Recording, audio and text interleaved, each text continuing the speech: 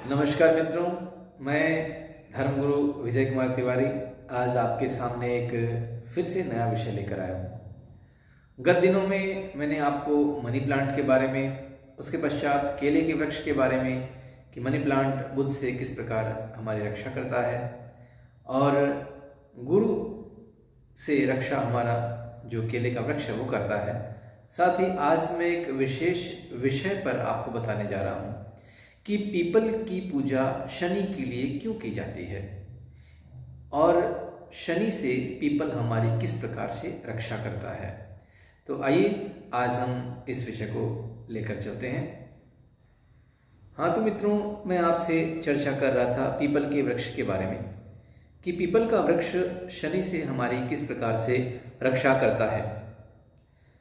इसके पीछे एक कथा छिपी है मित्रों कि एक समय महर्षि दधीची, जिनका नाम पुराणों में, इतिहास में सर्वत्र ज्ञात है, तो महर्षि दधीची ने मात्र 31 वर्ष की आयु में अपना जीवन दान करके एक देवासुर संग्राम के लिए वज्र का निर्माण किया और उस वज्र से असुरों पर विजय प्राप्त की गई।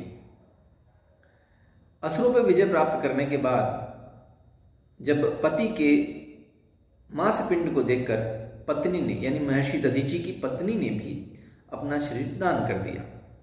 उनके एक 3 वर्ष का पुत्र था। उस 3 वर्ष के पुत्र की देखभाल के लिए कोई भी नहीं था। तो पीपल के वृक्ष का जो कोटर होता है, जो बड़े होल होते हैं, छेद होते हैं पीपल के वृक्ष में, एक स्थान बना हुआ था। तो उस बालक को वहीं पर रख दिया गया। बालक महज ही अपने जीवन को जीवन दान देने के लिए पीपल के वृक्ष पर जो फल लगते हैं छोटे छोटे, उन फलों को खाने लगा। साथ ही उस पीपल के वृक्ष से जो रस निकलता था उसका पान करने लगा। कुछ समय बाद जब बालक बड़ा हुआ तो महर्षि नारद जो है वहाँ से विचरण करते हुए आए और महर्षि नारद जी ने उस बालक से पूछा कि बालक तुम कौन हो। तो उस बालक का उत्तर था कि हे देवर्षि, मैं यही जानना चाहता हूं कि मैं कौन हूं। तो महर्षि नारद जी ने दिव्य ज्ञान से आंखें बंद करके और ध्यान लगाया और ध्यान लगाने के बाद तुरंत ही उस बालक को कहा, अरे बालक, तुम तो बड़े दिव्य हो। तुम्हारे पिता की मात्र 31 वर्ष में मृत्यु हो गई थी, लेकिन उन्होंने जो संसार के लिए, इस प्रकृति के लिए जो दान किया वो बहुत अधिक है। तो उन्होंने कहा कि मैं कौन हूं। तो उन्होंने कहा कि आप महर्षि दधीची के पुत्र हैं। आपके पिता की हड्डियों से वज्र का निर्माण किया गया था और आपकी माता जी ने भी साथ में ही अपना जीवन दान कर दिया था और तुम्हें यहाँ पर छोड़ दिया गया था। तो उस बालक ने पूछा कि हे महर्षि, मेरे पिताजी की मृत्यु का कारण क्या था। तो उन्होंने कहा कि तुम्हारे पिताजी की मृत्यु का कारण शनि की महादशा थी और शनि के कारण तुम्हारे पिता की मृत्यु हुई। तो उन्होंने ये पूछा कि मैं 3 वर्ष का मात्र इतने दुख सहन कर सका, इसके पीछे भी क्या कारण था। तो महर्षि ने बताया कि इसके कारण भी शनि की महादशा थी और शनि के कारण ही तुम्हें इतने दुख और कष्ट भोगने पड़े। बालक सहज सोचता रहा और महर्षि के जाने के पश्चात घोर तपस्या में लीन हो गया। जब घोर तपस्या में लीन हो गया तो ब्रह्मा जी ने उन्हें दर्शन दी और ब्रह्मा जी ने कहा कि मांगो भक्त, मैं तुम्हारी तपस्या से प्रसन्न हूं, क्या मांगना चाहते हो। उस बालक ने कहा कि हे ब्रह्मा जी, मैं आपसे मात्र एक वर मांगना चाहता हूं। तो बोला, क्या। मैं जिस भी वस्तु को तीव्र दृष्टि से देखूं। उस बालक ने कहा कि मैं जिस भी वस्तु को तीव्र दृष्टि से देखूं वह भस्म हो जाए या जलने लग जाए। ब्रह्मा जी ने कहा कि तथास्तु, ऐसा ही हो। तो ब्रह्मा जी ने उन्हें यह भी कहा कि आप और कुछ मांग लेते। तो उस बालक ने कहा कि नहीं, मुझे और कुछ नहीं चाहिए। और उस बालक ने जब ध्यान लगाकर शनि का ध्यान किया, शनि प्रकट हुए और शनि को तीव्र दृष्टि से बालक देखने लगा। शनि भगवान जलने लगे और तभी से आप देखते हो कि शनि भगवान की मूर्ति भी जो है उनका काला रंग होता है। तो सारे संसार में त्राही त्राही मच गई। सारे देवता ब्रह्मा जी के पास गए।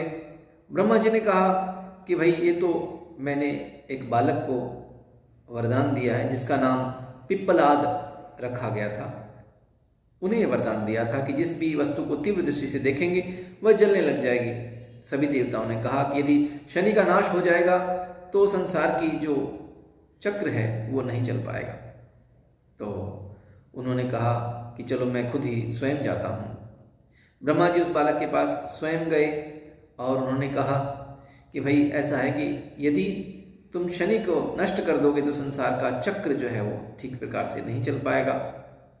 तो तुम क्या चाहते हो, इसके बदले 2 वरदान दे दूंगा मैं तुम्हें, तुम शनि को छोड़ दो। तो उसने कहा कि मैं शनि को छोड़ दूंगा लेकिन मुझे 2 वरदान दीजिए। तो ब्रह्मा जी ने कहा तथास्तु।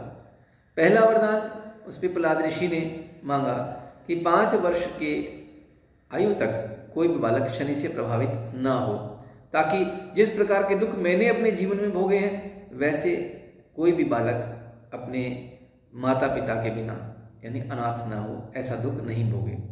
और दूसरा, यदि पीपल के वृक्ष यानी जिस वृक्ष ने मुझे पाला पोसा है, बड़ा किया है, उस पीपल के वृक्ष की कोई सूर्योदय से पहले यानी सूर्योदय से पूर्व जल चढ़ाकर दीपक जलाकर परिक्रमा करे तो शनि उसका कुछ भी नहीं बिगाड़ पाए, ऐसा वरदान दीजिए। ब्रह्मा जी ने तथास्तु कहकर अंतर्ध्यान हो गए।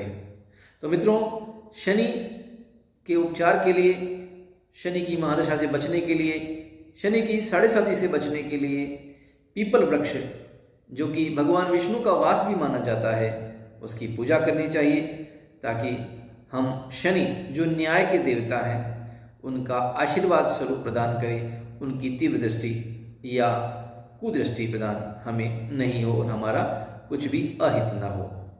इसलिए सभी जातकों को जो शनि से प्रभावित हैं और जो शनि से आशीर्वाद चाहते हैं वो सूर्योदय से पूर्व पीपल की पूजा करें।